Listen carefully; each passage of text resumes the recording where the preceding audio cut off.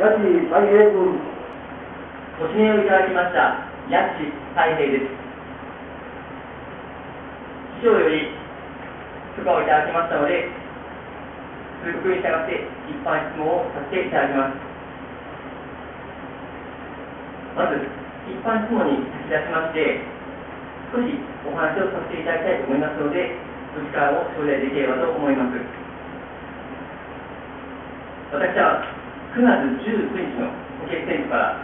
およそ2ヶ月半が経ちました。つい先日までは普通のサラリーマンだった自分が、今このように町議会議員として議長に前に立っている。それを考えると、本当に未来というのは分からないものだなと強く感じています。また、この2ヶ月半、議長をはじめ、先輩議員の方々、そして町長をはじめ、役場職員の方々、そして多くの地域住民の方々に多くのことを教えていただき、支えていただき、議員活動を行うことができました。この場を借りてお礼を申し上げさせていただきたいと思います。本当にありがとうございます。そして今回、私にとって初めての一般質問になります。しかし、私が一般質問できるチャンスというのは任期中わずか6回です。そのため、初めての一般質問になりますけれども、とても貴重な1回です。有意義な一般質問となるよう頑張ってまいりたいと思いますので、よろしくお願いいたします。それでは一般質問に移らさせていただきたいと思います。今回の私の一般質問では、補欠選挙の時に掲げさせていただいた子どもが増えるまちづくり、図書館のある都市公園整備、地場産品創出による財政基盤強化、この3つに関する質問をさせていただきます。まず1つ目、子育て支援策の拡充についてです。三崎町にとって少子化対策は最重要課題の一つです。第2期三崎町町人仕事想定総合戦略や第2期三崎町人口ビジョンにも記載されておりますが、厚労省のデータによると、平成25年から29年の三崎町の合計特殊出生率、これは 1.14、全国平均 1.43 よりも大幅に低く、1741自治体の中で残念ながらワース48位という位置づけとなっております。近隣市町や大阪府内と比較しても低い水準となっています。そのため、さらなる子育て支援策の充実化を図る必要があると考えます。例えば、8世帯の保育料軽減、これについて所得制限や第1カウントの年齢制限撤廃、また、子どもの医療費無料化など、こういったことを除く声があります。その子育て支援策の拡充についての検討状況について回答をお願いいたします。幸せ家族理事、松下徹君。八木議員のご質問にお答えします。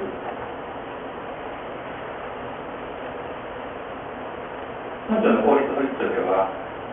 小学校、中学前の範囲内に子どもが2人いる場合、第1期は全額負担となりますが、第2期以降は無料となります。ただし、第1期が小学生に上がった場合は、それまで第2子だった児童を第1子とカウントしています。また、年収約360万円未満相当の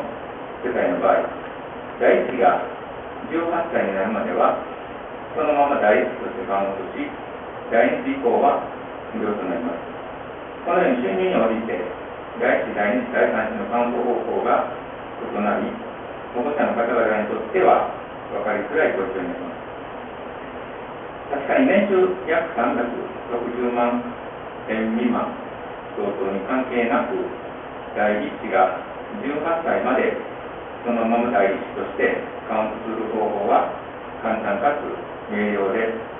多子世帯の保護者負担の軽減にもつながることでありますが、年収約360万以上世帯であれば、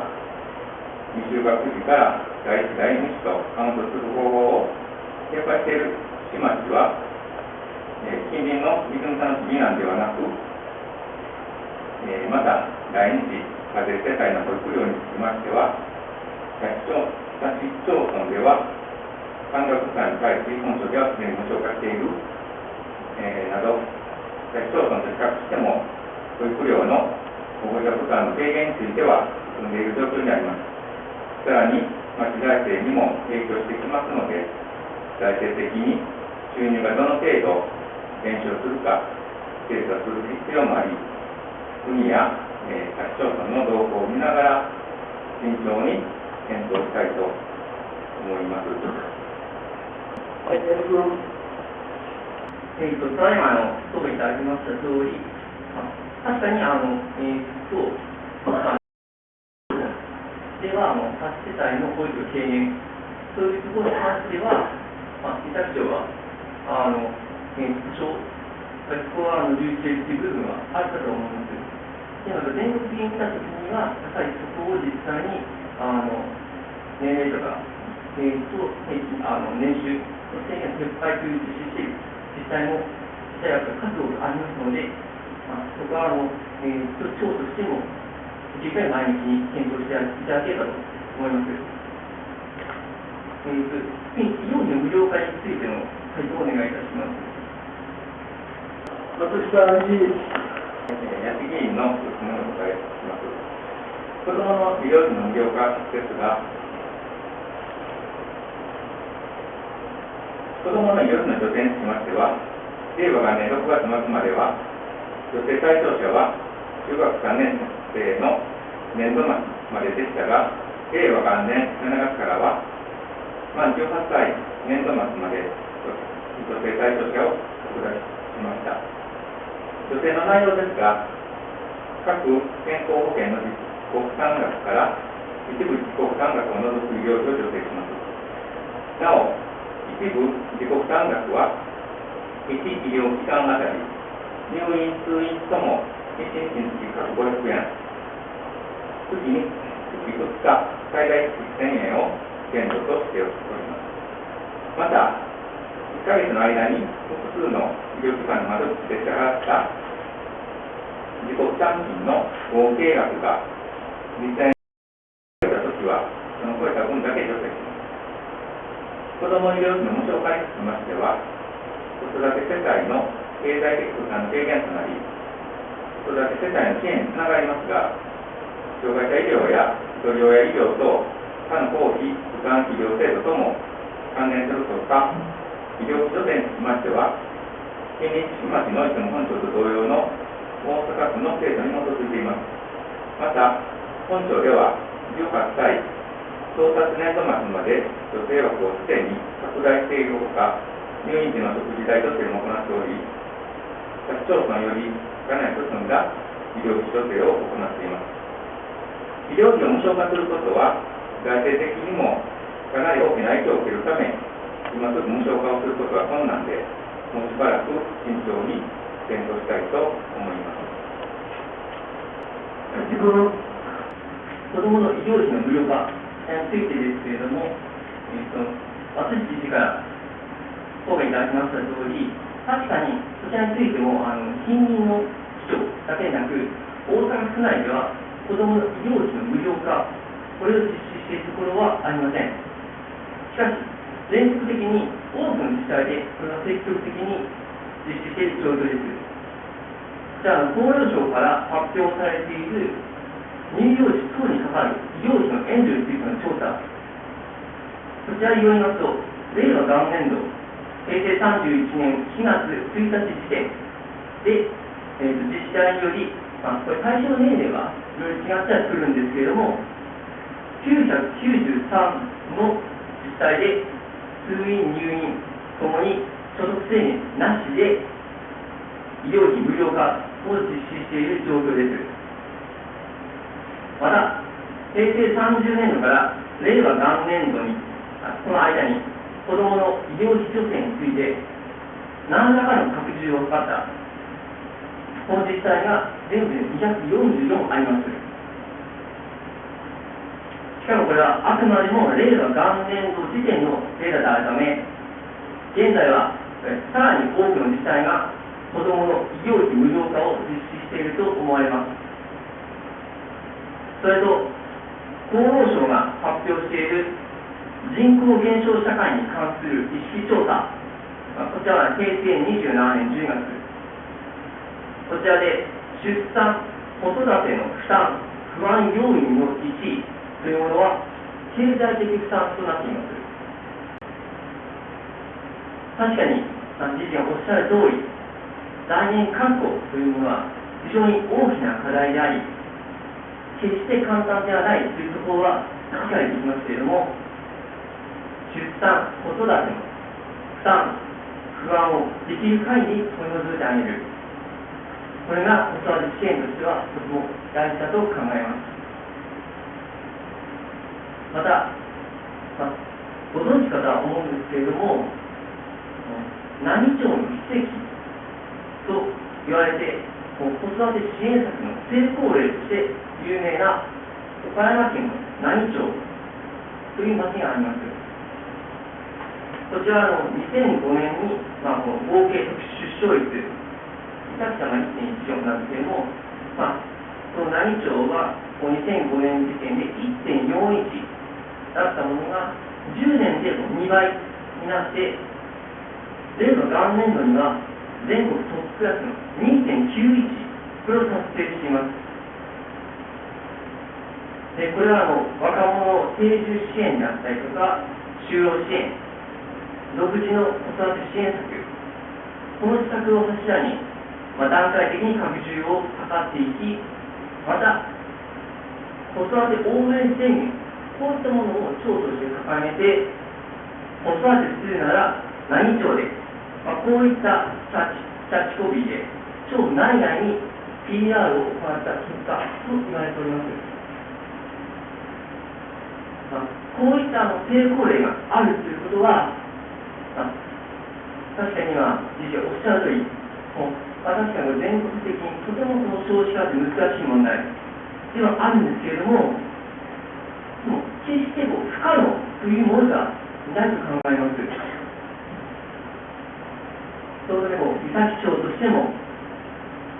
こういった独自の子育て支援策、これをどんどん実施していき、引き続き前向きに検討いただくよう強く要望いたします。これで1つ目の質問を終わります。次に2つ目の質問です。2つ目の質問は、新たな伊崎公園の整備についてです。新たな伊崎公園、これは今後の伊崎町発展に非常に重要な施設であり、町内外の多くの方にとって魅力あるものとならなければなりません。住民アンケートは令和2年6月と1年半以上も前ではあるが、新たな伊崎公園は住民からの期待がとても大きく、住民の要望というものも日々変化している状況かと思われます。最近では図書館や駐車場無料化、こういったものを望む声も非常に大きいです。こういった住民からの要望について、今後も事業者と協議していくことが可能なのかどうか、こちらについて回答をお願いいたします。私、政府理事、吉田和生君。ただいま八議員のご質問にお答えいたします。すでに議員ご指摘の令和2年6月のアンケート調査につきましてですが、これまで、この調査はこれまで三崎公園を利用されていた皆様のご意見やご要望をお聞きし、今後整備予定の新たな三崎公園構想に生かすことを目的に、その当時実施したものでございます。アンケート調査の結果は、町ホームページに公表するとともに、本事業における4つの基本的方向性として整理いたしまして、現在公募手続き中の募集要項等に反映したものとなってございます。こうして作成した募集要項等に基づきまして、民間事業者の公募手続きを開始いたしましたのですが、新型コロナウイルス感染症の拡大等が本事業の推進に大きな影響を与え、公表を行った募集要項や業務要求水準書を適切に見直し、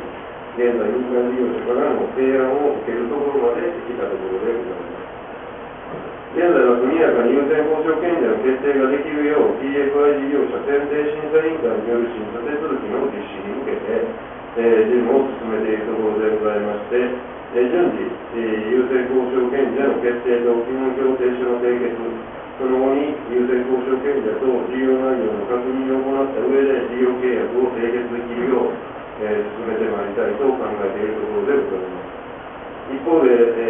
議員おっしゃいます通り、住民の皆様や利用者の皆様からのご意見やご要望は日々変化し、途絶えることはなく、現在もご意見等は寄せられている状況にあります。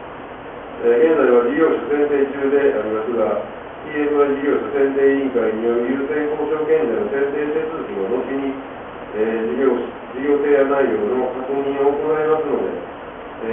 その中で、可能な範囲で反映できるご意見等につきましては協議を重ね、その後に正式に事業契約を締結することができればと考えております。こうした手続きを進める中で寄せられたご意見やご要望を協力して、協議検討して、進めてまいりたいと考えているところでございます。ただいま吉田理事から回答いただきました通り、現在は事業者の、選定中という状況ということで、要求水準書、そちらに盛り込んだりとか、そういったことは難しいけれども、事業者が決まって優先交渉権、少しの契約、こういった締結の手続きがすでに完了した後に、日々ある住民からの要望というところに関しても、都度柔軟に事業者の協議を進めながら、盛り込めるものは盛り込んでいきたいと、そういった前向きの回答をいただいたと認識しております。それと、図書館の整理についてですけれども、こちら今回の関東地域の持続発展計画案、こちらにおいて重要作事業として盛り込んでいただき、大事と認識しております。ついてはとてもありがとうございます。また、図書館の設置場所、これを新たな三崎公園内にするかどうか、こちらの点についてですけれども、新たな三崎公園内に設置することによるメリットというのは、やはりいくつもあると考えております。実際今後、三崎公園内に設置するかどうかというのは、引き続き検討いただくことになると思いますけれども、この三崎公園内に設置するメリットについて、いくつか述べさせていただきたいと思います。まず一つ目としては、図書館を併設した大規模都市公園というのは、いろいろ調べたんですけども、おそらく、多分日本の中であまりないんじゃないかなと思います。そういった意味でも差別化するというところで、かなり PR ポイント大きいのかなと思います。確かに大阪市内だったりとか、あと板橋区であったりとか、本当にかなりの大都市圏で小さな都市公園内に都市公園を併設したりとか、あとは大きい都市公園内に本当に小規模の図書館があるとか、そういったものは最近見受けられるんですけれども、今回のように大規模な都市公園である200公園ぐらいの規模のものに、それなりに規模の図書館を併設していくというところはいろいろ調べても、それは時間見受けられないので、そういった意味で、かなり差別化できるのではないかと思ってます。次の2つ目、集客効果という点についてですけれども、最近では、図書館、新しいものっていうところも、関西圏でもいくつか建設がされており、例えば、一番近いところでいうと、和歌山市の和歌山市市民図書館、これは実際には駅ビルの中にあるものなんですけれども、令和2年6月5日開館で、来館者数が66万人です。で、それとこの海南市の海南ののみなという、これもかなり変わったコンセプトを持っている図書館なんですけれども、これ令和2年6月1日開館、これが休館した間で来場者数50万人、これ実際ニュースになったというところで、やっぱり図書館というものは実際に集客効果というところでもかなり大きいのかなというふうに考えます。次に3つ目、熱中症対策。近年、夏の暑さというのは本当に危険な状況になっているので、実際屋外レジャーだけだと熱中症というのはかなり懸念されます。特に小さい子ども連れの場合には、やっぱり熱中症を懸念して、実際滞在時間を短くなってしまう、そういったケースも考えられます。そんな中に、図書館という屋外施設が併設されていた場合には、実際屋外で遊んだ後にクールダウンできたりとか、そうして熱中症対策になりますし、また、それによって滞在時間自身も延長することにつながる、そういったメリットが考えられます。そして、4つ目としては、相乗効果という点についてですけれども、やはりこういった、屋外施設と、図書館のような屋外施設、これがあることで、やっぱり来場者自体のターゲット層というところを広げることができて、来場者増加であったりとか、あとは屋内でのコラボイベント開催とか、さまざまな相乗効果というのが期待できると考えられます。それで最後に5つ目のポイントとして、天候とか季節、こういった影響が軽減できるというふうに考えられます。屋外施設だけだと、やはり雨や冬といったこういった天候とか季節に来場者数というところが影響されてしまいます。そこに図書館という、屋内施設が併設されていることによって、こういった天候と季節による影響というところは、屋内施設はそれを受けないので、図書館の来場者がそのついでに新たな公園にも来てくれると、そういったところが期待できるんじゃないかと考えられます。こういったいくつかメリットというところも述べさせていただいたんですけれども、新たな公園内に設置することによるメリットというところも念頭に置いていただいて、今後図書館整備について引き続き検討をお願いできればと思います。また、それ以外の住民の方々から今後もさまざまな意見や要望等が寄せられると思いますけれども、引き続き事業者と協議の場を設けていただいて、毎日に検討いただくようよろしくお願いいたします。これで2つ目の質問を終わります。最後に3つ目。3つ目はふるさと納税についてです。ふるさと納税は貴重な財源確保の手段でありますけれども、三崎町への寄付額、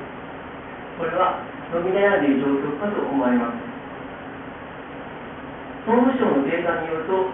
令和2年度の三崎町のふるさと納税の寄付額は537万3000円。実際に町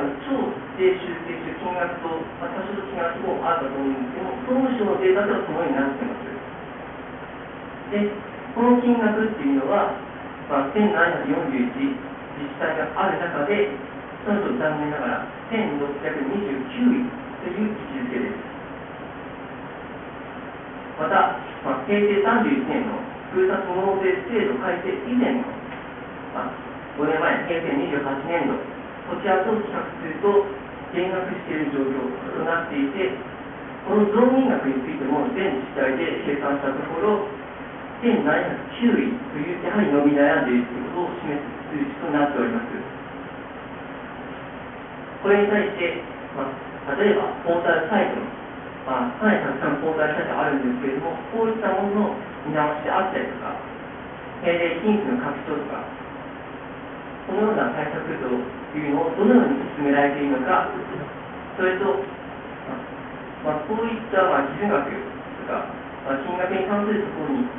おいては、目標金額の設定というのが大事かと思うんですけれども、現在、どういった目標を目指して、検討を進められているのか、回答をお願いいたします。文部科学理事、寺田武君。安議員の質問にお答えをさせていただきます。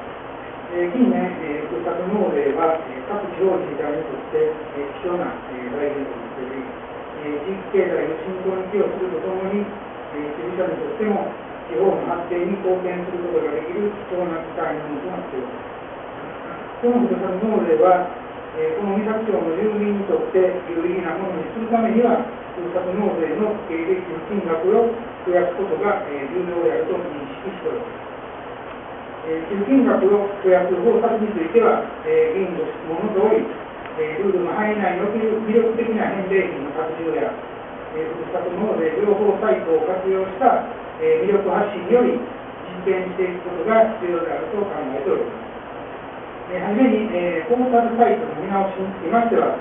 ふるさと納税の取り組みを広く知ってもらうことが大切であると思っておりますことから、本年11月15日より、新たにふるさと納税ポータルサイト、さとふるでの寄付の受け入れを開始いたしました。現在、ふるとさとふるの2つのサイトを運用して、情報発信をしているところでございます。今後は、さらに、ポータルサイトの特徴を生かした運用を検討の上、拡充を図りたいと考えてございます。次に、返礼品の充実を図ることについては、共通返礼品を含め、自然豊かな本町の特性を生かした道の駅岬による三崎町産の海産物の詰め合わせセットや、現在、特産品開発に取り組んでいただいております野菜の詰め合わせセット、また、青少年海洋センターや、ゴルフ場などの体験型の返礼品の拡充に努めるとともに、まだ、登録されていない事業者、返礼品となっていない商品もあろうかと思いますので、商工会とも連携を取りながら、調査を行い、あればその事業者の方にお声をかけさせていただき、拡充を図りたいと考えてございます。また、個人の方だけでなく、企業版ふるさと納税の活用など、積極的に PR していきたいと考えてございます。引き続き多くの返礼品作りに努め、財源確保、また、地域経済の活性化につなげるため、制度を拡充してまいりたいと考えてございます。次に、2点目の寄付金の目標額についてでございます。寄付の目標額を定めることは、なかなか難しいところでございますが、令和4年度の予算は現在編成中でありまして、予算要求段階でおおむね1000万円の見込みでございます。しかしながら、本庁におきましても、平成29年度は、過去最高の約9億9000万円の寄付を集めた実績がございます。また、総務省のふるさと納税の、ポータルサイトには、令和2年度の、各自治体のふるさと納税の受け入れ額、また受け入れ件数の、実績が、掲載されておりまして、1億円以上の寄付金を集めている団体が1788団体中938団体と約半数であることから、本当におけましても、何年か後にはですね、1億円を目指したいなと考えております。ただ、本年度よりですね、追加しましたポータルサイトの影響やですね、返礼品の拡充、事業者の掘り起こしによる影響については、来年以降の寄付額に反映される部分が大きいと考えておりますことから、来年度に効果検証を行い、目標額を定めたいと考えております。ラジ君。先ほど寺井理事から回答いただきました。先ほど理事から回答いただきましたとおり、現在、実際に交代サイト、11月15日、スタートする追加いただいたというところと、あとは、返礼品の数についても、事業者といろいろ協議していって、今、各種を図っている状況、というのを回答いただき、今後も引き続き、目標金額1億円、かなり大きな目標かとは思いますけれども、取り組んでいただければと思います。で参考までに私の方で実際に各自治体のふるさと納税の交代サイトだったりとか返礼品数を調査した結果、ちょっとご報告させていただきたいと思うんですけれども、交代サイトの種類としては、全部で29サイト、実は結構かなり種類としては多くあるんですね。29サイト実際にありました。その中でも主流なのが、ご存知かとは思うんですけれども、ふるさとチョイス、これ実際フルコと連携できるようなサイトで、実際、自宅長としても活用しているものになるんですけれども、それと、あとは楽天ふるさと納税、サトフル、これは今回追加されたもの、あとはフルナビ、この4タイプです。実際 CM 等々でも目にされることがあると思うので、ご存知の方多いと思うんですけれども、で、それでほとんどの自治体がやはり複数サイトを併用していて、実際多いところだと17サイト併用しています。で、先ほどおっしゃられた目標金額、この1億円、これ1億円以上の寄付金額を集めている自治体、そのほとんどがやはり3サイト以上は併用している。現在、サトフ追加されて、サイトとしては2つのサイトを運用されることになると思うんですけれども、来年度、評価検証等々していただき、やはりサイト数を増やしていく方法で、検討していただくのが良いかと思います。それから返礼品数、こちらについても、やはり1億円以上、やっぱり金額を獲得している自治体は、やはり商品数もかなり多いんですね。実際やっぱり返礼品数も少なくとも100以上はやっぱり準備されている。この返礼品数においても、全く異なる返礼品を作っているわけではなくて、それの組み合わせとかで、できるだけやっぱりふるさと納税を検討されている、人たちに目に触れるような方法を模索するということが大事だと思います。それに加えて、やはりただ数があればいいとか、大変多いだけというわけではなくて、やはりその中でも引っかかるような、やっぱり魅力あるものっていうのをそうするのが一番大事だと思うんですけれども、それプラスアルファ、やはりこういった口座サイトというものをもっと活用していって、あとは商品数のその数もうまい具合に増やしていって、それやはり数年後にやっぱり1億円とか高い目標を目指して頑張っていただければと考えます。これで3つ目の質問を終わらせていただきます。これで私一般質問は全て終了となります。